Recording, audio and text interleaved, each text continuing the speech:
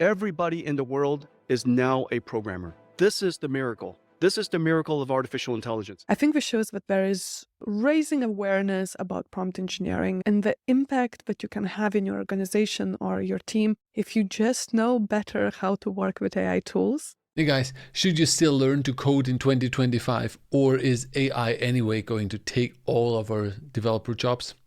Let's take a look at it. By the way, the original video is linked below, so head over there and leave a like or a comment as well.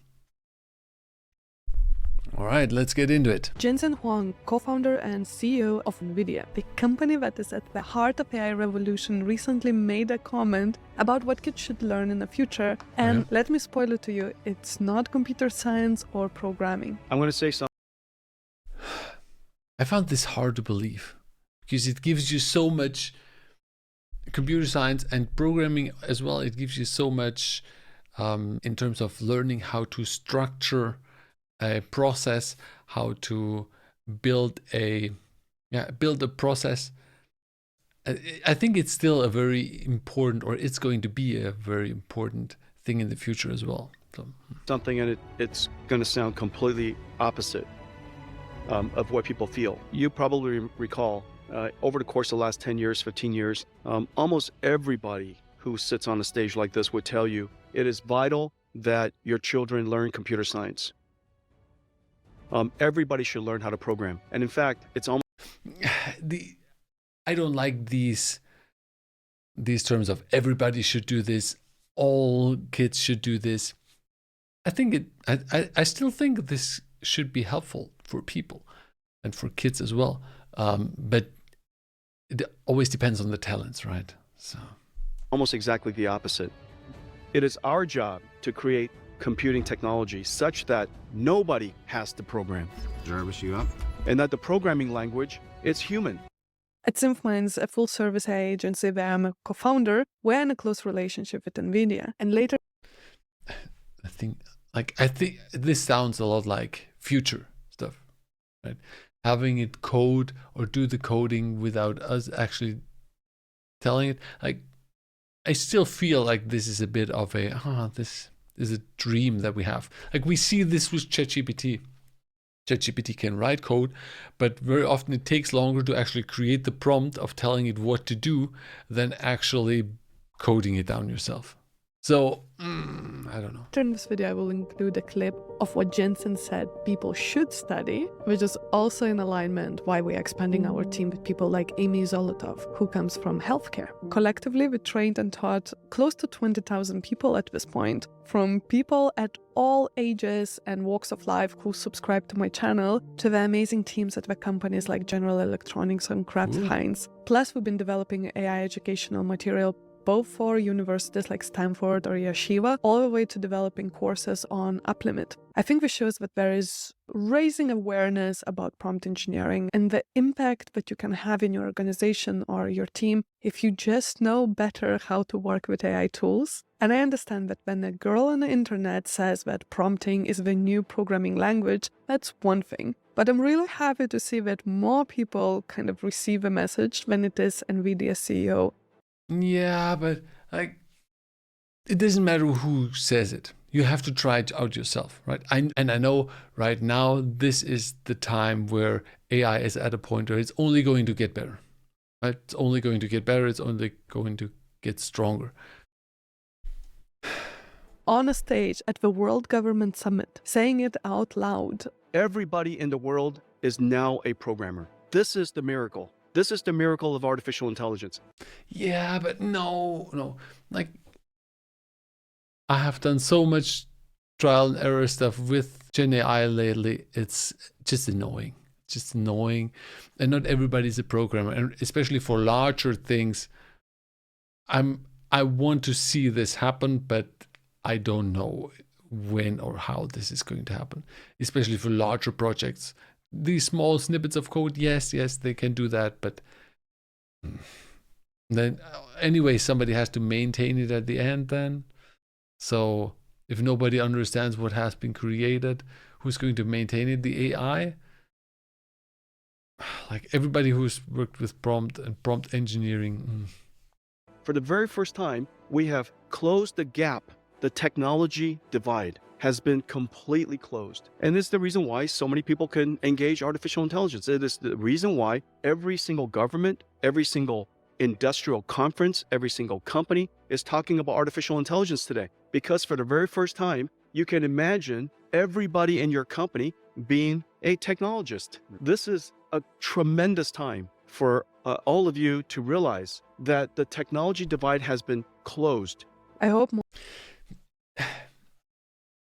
Yes and no. Like, yes, everybody can be a technologist through AI. They can ask AI questions. They can get results. They can get stuff explained.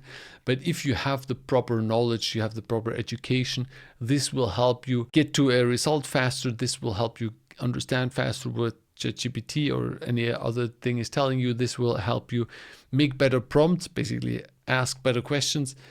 And without that, I still see this as a problem.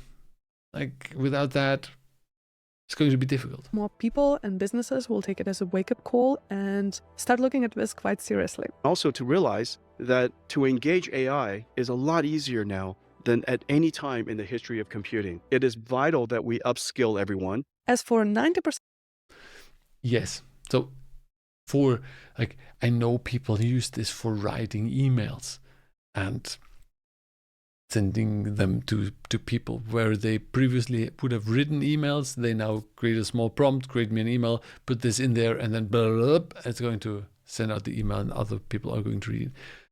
And asking questions about certain topics, this is where it helps. But like replacing code, I'm still at the beginning, at the thesis, don't learn to code.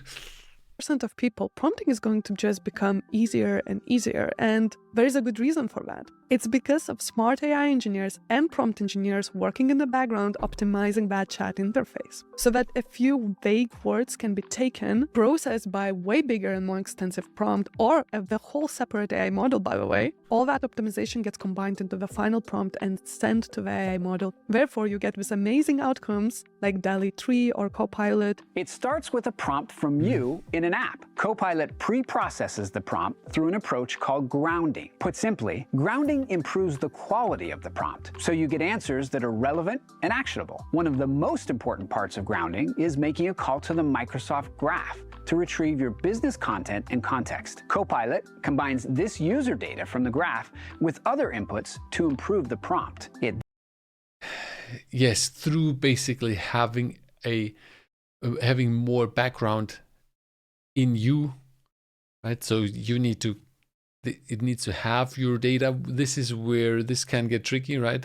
Ask ChatGPT how much it knows of you. It knows a lot about you. So this is, then we come into the topic of, is this going to be dangerous, or is this going to be, in terms of privacy, problematic, right? So, but yeah, of course, you're basically, the idea is you're making a prompt. This prompt is not good, but through the context of you and your previous prompts and the role that you're working in and the topics that you're working on and so on, it's going to trying to understand what was your intention and then making the request to the language model. Okay.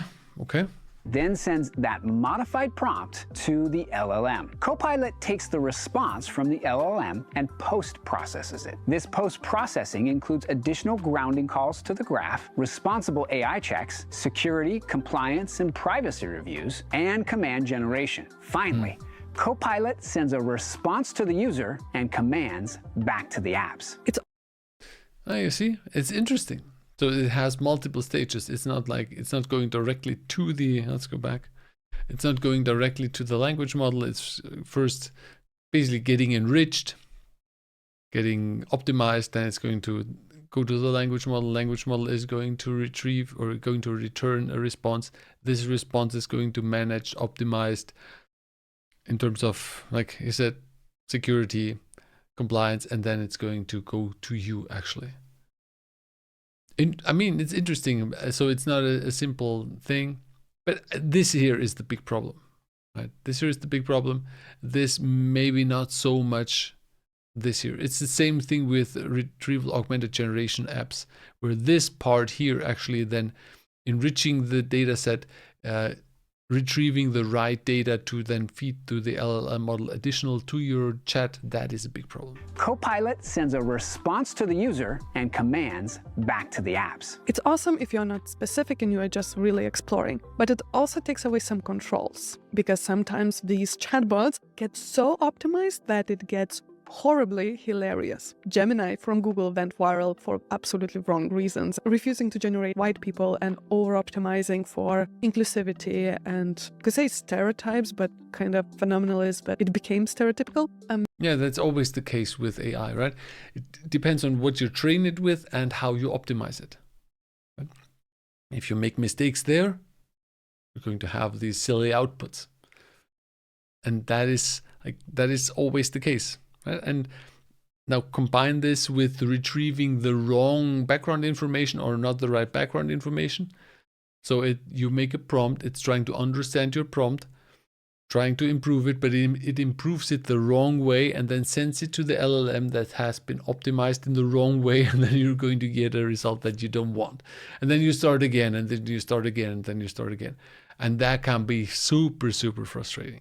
I'm genuinely curious what impact it will have that NVIDIA CEO had this hot take. But if you listen between the lines, even Sam Altman hinted at this future. I think coding will still be important in the future. It's just going to change a little bit or a lot. One of the predictions I'm most confident about the future is it's just going to happen much faster than the past did. And that, young people are always the best at adapting to that, but now it's... Let's quickly talk about that. I think Sam Altman is more conservative here, and I like that.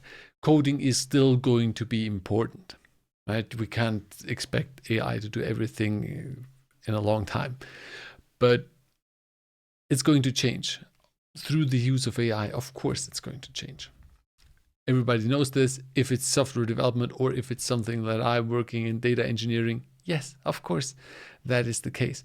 But not learning to code at all, then I think that doesn't make sense. It's going to be extra valuable. I think I agree with that framework incredibly much. And I think anytime you can choose a skill or a class or an activity to do that you feel aligns with the learning how to adapt to new technology, pick it for sure. But on specifics, I still think that software is actually a really important skill to build. And some of it is, it's not going to be about the mechanics. It's not going to be about the specifics of the programming language. It's not going to be about those details. But fundamentally, getting computers to do what you intend, like that's the world we're heading to. And so understanding the low-level details of how it works, that's a starting point. And we do see people who have never coded before who have built some of the best AI applications. And so that's actually new, right? That you can actually get computers to.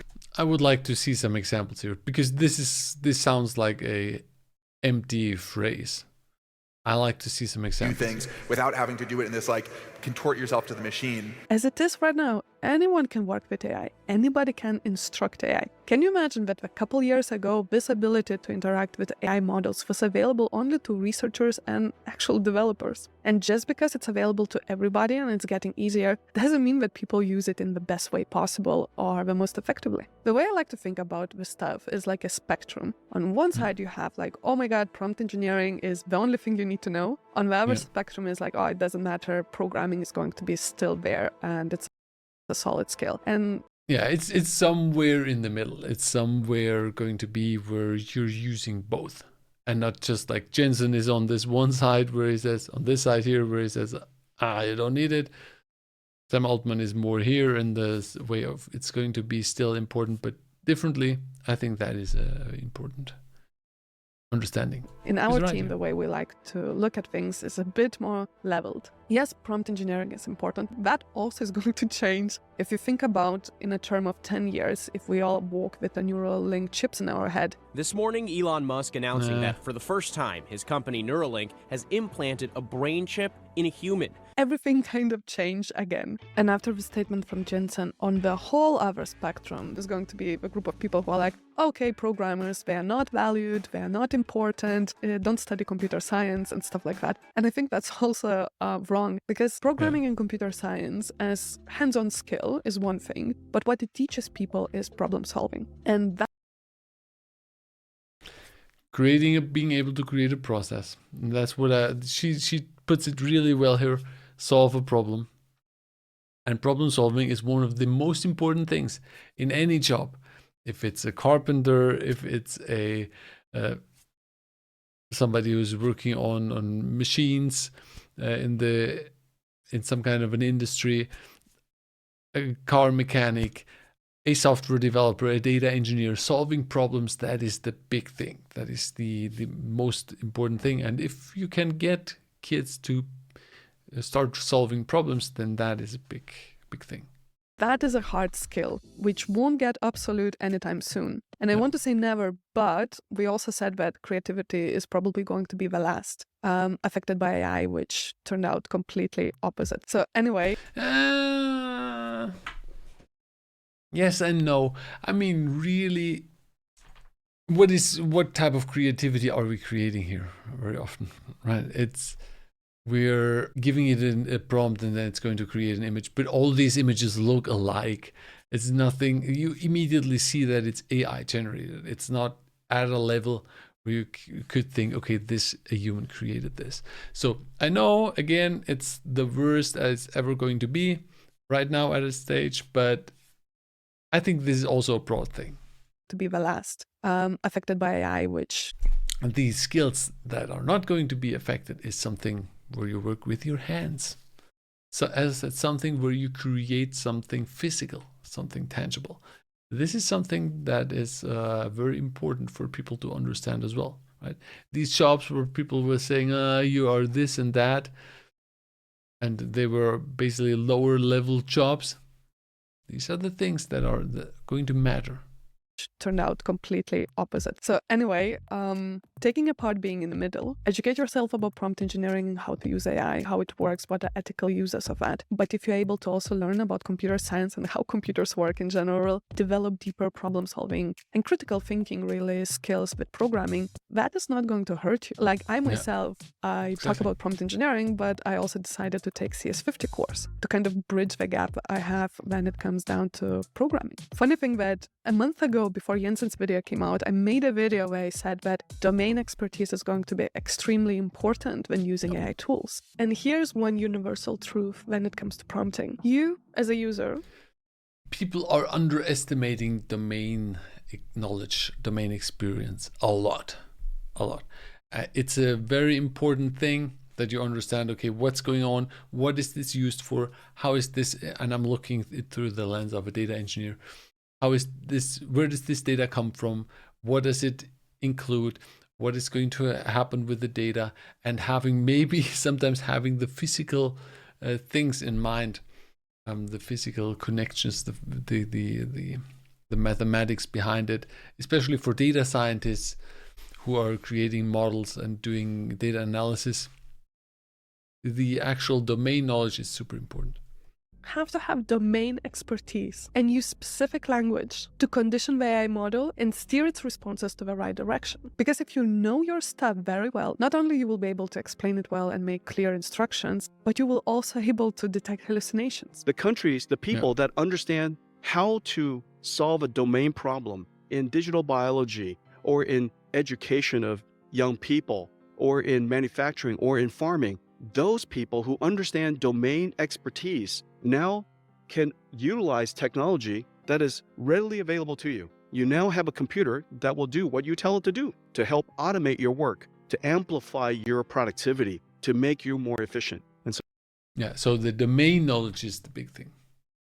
AI is going to help the people who have the domain knowledge. That is a very good thing. So I think that this is just a tremendous time. And going back to that question, what kids should study in the future? This is what Jensen said. If I were starting all over again, I would realize one thing, that one of the most complex fields of science is the understanding of biology, human biology. Not only is it complicated because it's so diverse, so complicated, so hard to understand, living and breathing, it is also incredibly impactful. Complicated technology, complicated science, incredibly impactful. And remember, we call this field life sciences, and we call drug discovery.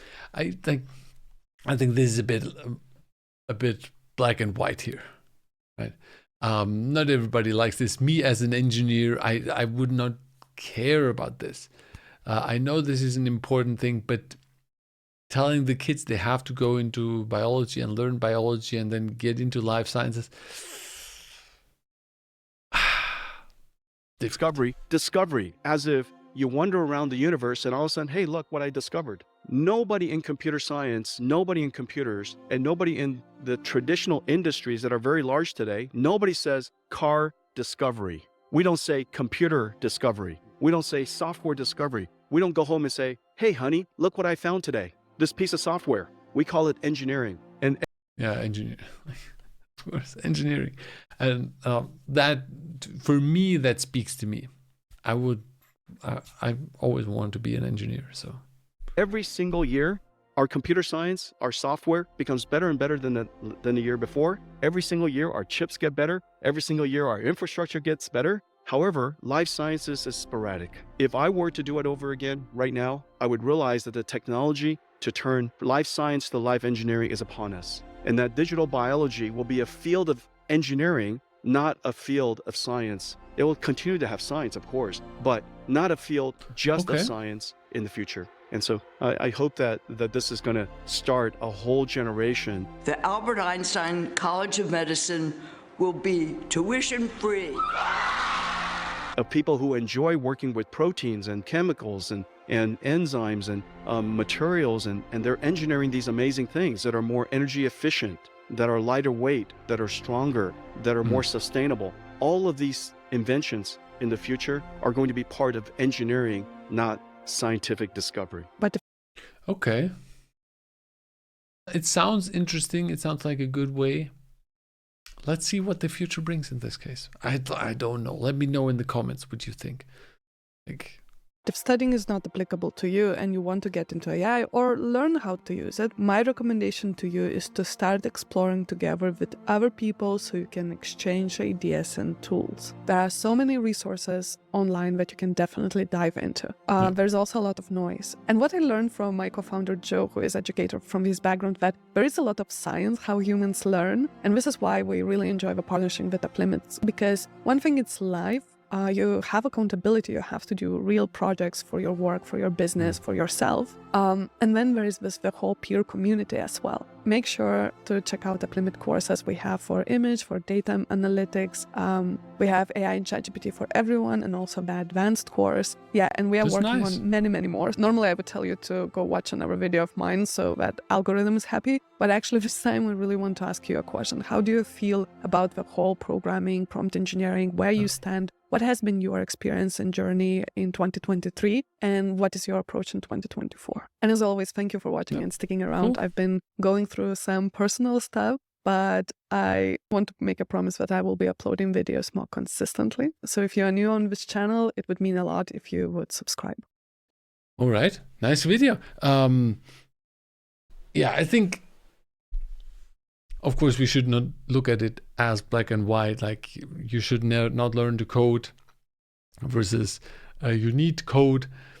It's going to be somewhere in the middle. AI is going to help us. I like the idea with the science becomes engineering, right? This is a really cool thing.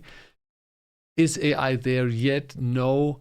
Is this going to be there in 10 years? Maybe. So I think it's an interesting concept. I don't know what my kids are going to like, if they are going to like this. Yeah. Let me know in the comments. Prompt engineering. What do you think about prompt engineering? Terrible or good? And then see you in the next video.